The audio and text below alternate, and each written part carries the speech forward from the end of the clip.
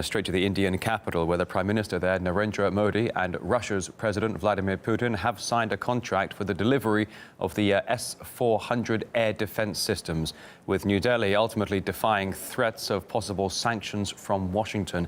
Let's cross live to the Indian capital now. RT's Igor Zhdanov joining us here on the program.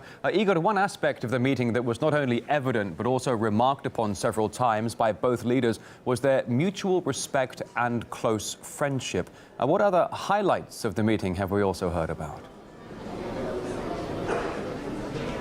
Well, Rory, in fact, Vladimir Putin and his Indian counterpart are indeed right now right here, and they're expected to pass right behind me. Well, any minute now. They're following their program, but right now everything they're doing is sort of on a lighter note, on a lighter side of things, and if I may say so, because they've arrived here after signing a batch of documents. And well, if I were to list you all areas of cooperation and all aspects that Russia and India have discussed today, well, really, it would take too much of your and my time, really. But the biggest thing is India purchasing the S-400 anti-missile defense system. It's not just about buying Russian weapons and India expanding its defensive capabilities.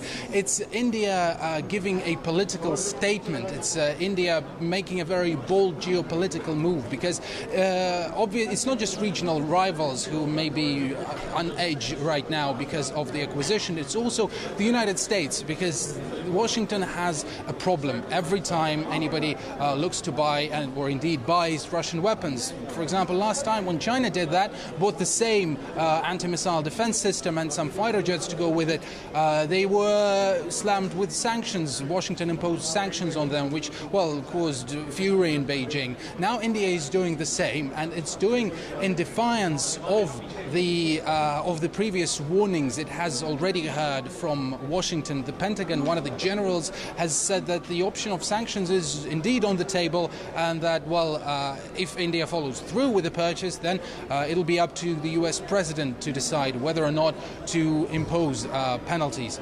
So now they've done it, and so it is, interestingly, it's Russia and China, of course, Russia and India doing business. But really, it's fair to say that the ball is now in America's court. All right, RT's Igor Zhdanov there live in New Delhi. Thank you.